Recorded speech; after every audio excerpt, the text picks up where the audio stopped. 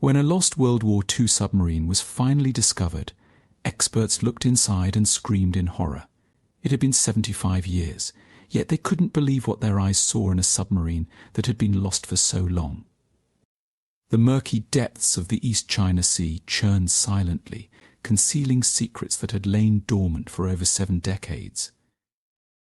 On a humid June day in 2019, the research vessel RV Petrel cut through the waves with its crew tense with anticipation. Among them stood Tim Taylor, a renowned underwater explorer whose weathered face bore the marks of countless expeditions. His eyes, sharp and focused, scanned the horizon as if trying to peer through the ocean's veil.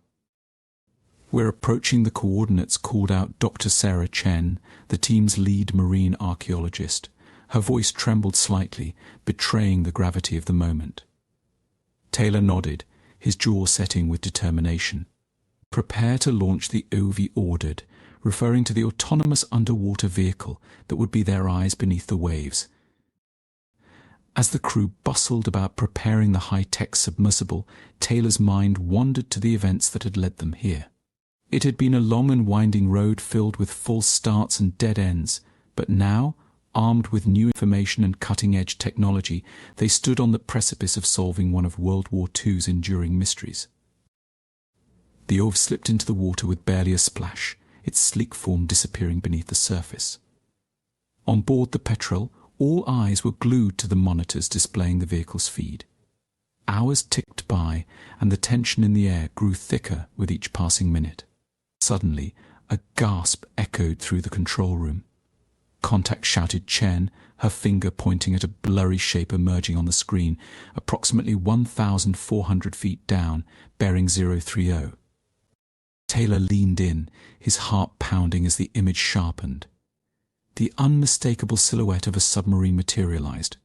"My God," he whispered, "we found her. The USS Grayback, missing for 75 years, had finally been located."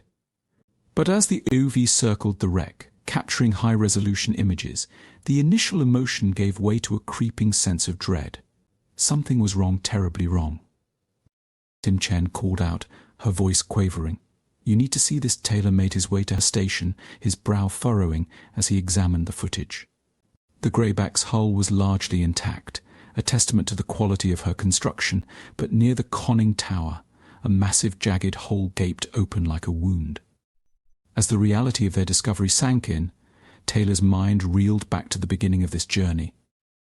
The Lost 52 Project, an organization dedicated to finding the 52 U.S.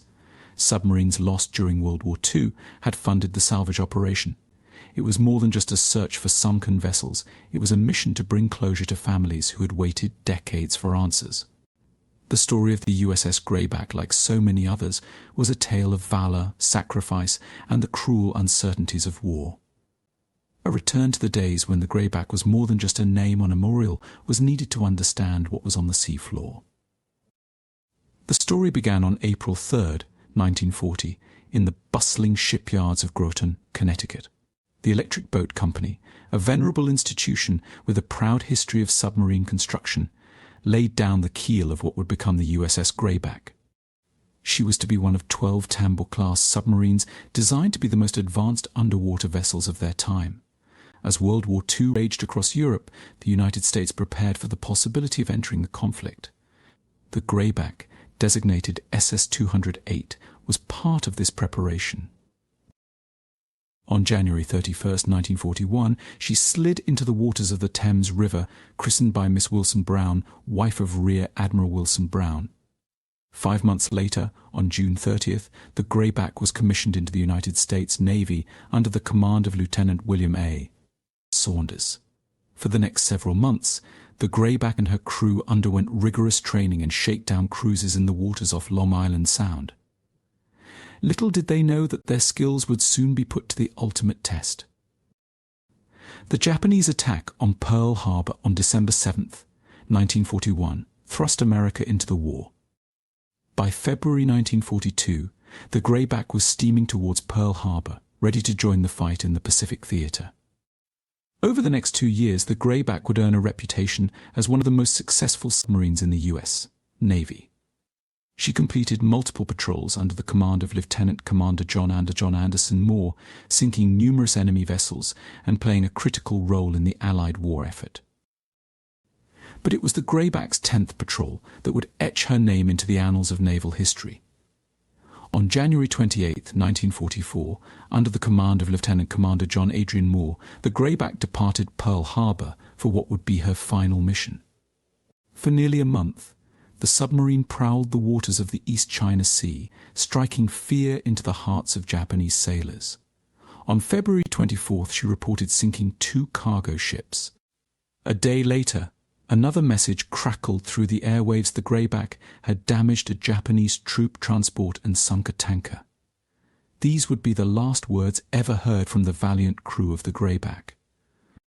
Days turned into weeks, and the submarine failed to return to its scheduled rendezvous at Midway Atoll on March 30, 1944. The U.S.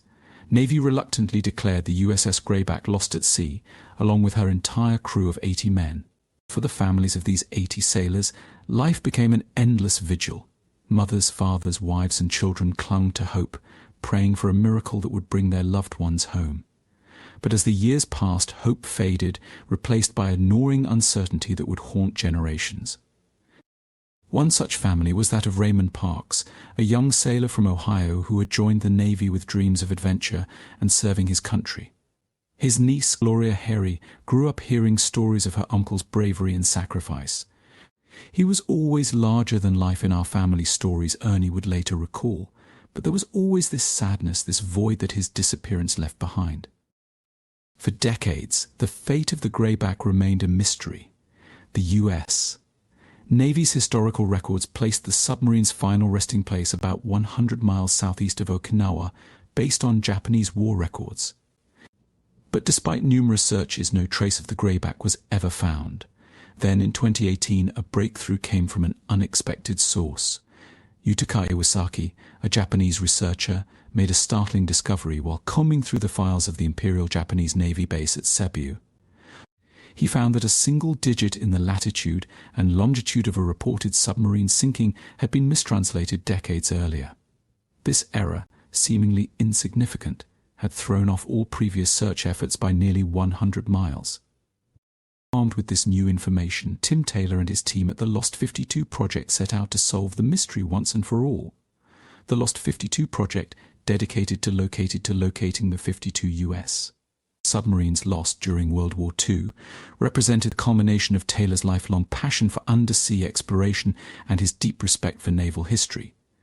This brings us back to that fateful day in June 2019, when the ORV's cameras first captured images of the long-lost Grayback.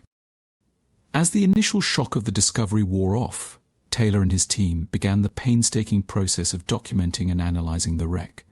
The submarine lay on the seafloor at a depth of 1,427 feet, its hull remarkably well preserved, despite being over 7 decades underwater. But it was the damage to the conning tower that held the key to the Grayback's final moments. The jagged hole, consistent with a direct hit from an aerial bomb, told the story of violence and sudden death. Based on the location and nature of the damage, Dr. Chen explained, her voice tight with emotion, it appears the Grayback was attacked on the surface, possibly while recharging her batteries. As the team pored over the high-resolution images, a chilling realization set in. The force of the explosion had torn open the pressure hull, exposing the submarine's interior to the crushing depths. The experts screamed in horror. There, frozen in time, were the remains of the Grayback's crew. "Oh God," whispered Taylor, his face ashen. They never had a chance. The images revealed a scene of unimaginable horror. Bodies, now little more than skeletons, were still at their stations. Some were clustered near the escape hatches, a testament to their desperate, futile attempts to survive. Others remained at their posts, loyal to the end. For Taylor and his team, trained to maintain professional detachment, the sight was overwhelming. These were not just historical artifacts or archaeological specimens. They were men's sons, brothers, husbands, and fathers whose lives had been cut tragically short. "We need to contact the Navy immediately," Taylor said, his voice hoarse. Then we must decide how to inform the families. The USS Grayback's discovery sent shockwaves through the naval community and the families of the lost submariners. For many, it brought a bittersweet mix of closure and renewed grief. Gloria Harry, upon learning of the discovery, experienced a whirlwind of emotions. "At first I couldn't believe it," she said, her eyes brimming with tears. "After all these years, to finally know what happened to Uncle Raymond and the others, it's overwhelming." The U.S. Navy quickly confirmed the discovery with Robert S. Noland, head of the Naval History and Heritage Command's Underwater Archaeology Branch, issuing a statement. "The discovery of the USS Grayback brings closure to a tragic chapter in our naval history. It allows us to honor the sacrifice of these brave sailors and provides some measure of peace to their families." As the coastline came into view, Taylor stood on the deck, watching the play of sunlight on the waves. Somewhere beneath those waters lay the Grayback, her mission finally complete, her crew eternally at rest. On the surface, a new generation kept watch, dedicated to uncovering the stories of the past and honoring those who gave all in service to their country. In the weeks that followed, a solemn ceremony was held at sea above the Grayback's final resting place. The lost crew's family members, many of whom were descendants of those who had never met their relatives, gathered to pay their respects. As a Navy bugler played taps, wreaths were laid on the water's surface, sinking slowly towards the silent tomb below. For Tim Taylor and his team, the discovery of the Grayback was both a triumph and a sobering reminder of the human cost of war. "Every submarine we find is a piece of history," Taylor reflected. "But more than that, it's a memorial to the men who served and sacrificed. We owe it to them and their families to tell their stories." The story of the USS Grayback's discovery sparked renewed interest in the Lost 52 project and other efforts to locate missing World War II submarines. It highlighted the importance of preserving historical records and the potential for new technologies to unlock long-held secrets. But perhaps most importantly, it served as a poignant reminder of the individual lives behind the statistics of war. Each of the 80 men aboard the Grayback had a story, dreams, and loved ones waiting for their return. Their sacrifice, hidden beneath the waves for so long, could now be properly honored. As news of the discovery spread, it touched off a wave of reflection on the nature of war and remembrance. Veterans groups praised the efforts to locate lost submarines, seeing it as a way to ensure that the sacrifices of previous generations are not forgotten.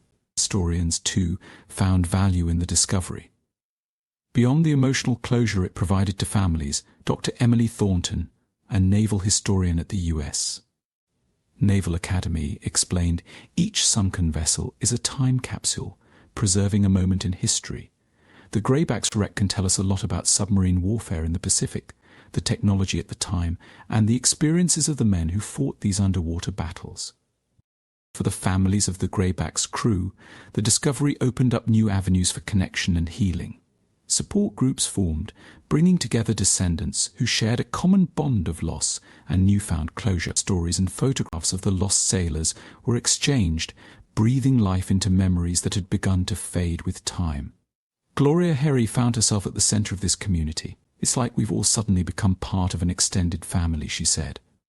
"We're united by our shared history and the sacrifice of our loved ones. It's a bittersweet feeling, but there's comfort in knowing we're not alone."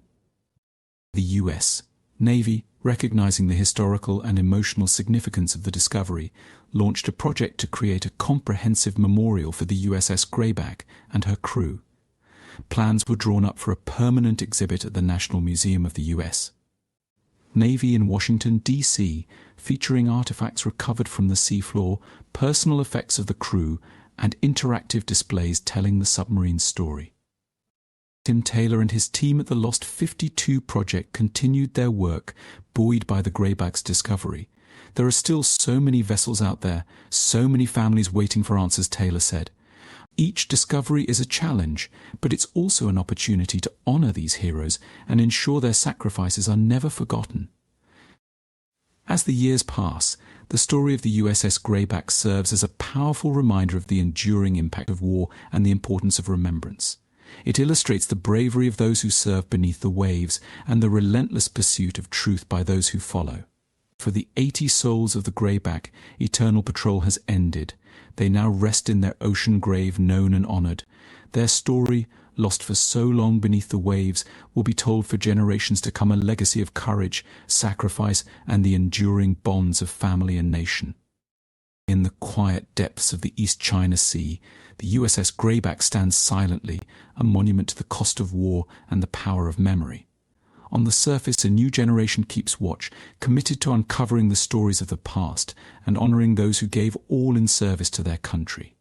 The discovery of the USS Grayback is more than just a footnote in naval history. It is a bridge across time, connecting past and present, reminding us of the human stories behind every statistic, every battle, and every sacrifice. As long as there are those who remember, who seek and who honor, the legacy of the Grayback and her brave crew will never truly be lost. Have you ever found peace after years of not knowing, or helped someone else find that kind of peace? Imagine being in Gloria Harry's shoes, growing up hearing stories about a missing uncle and feeling the emptiness his absence left in your family. How do you think you would have handled that? Share your thoughts and experiences in the comments below, and thank you for listening to this poignant tale of sacrifice, perseverance, and long-awaited closure. Join us for more intriguing and exciting stories like this one.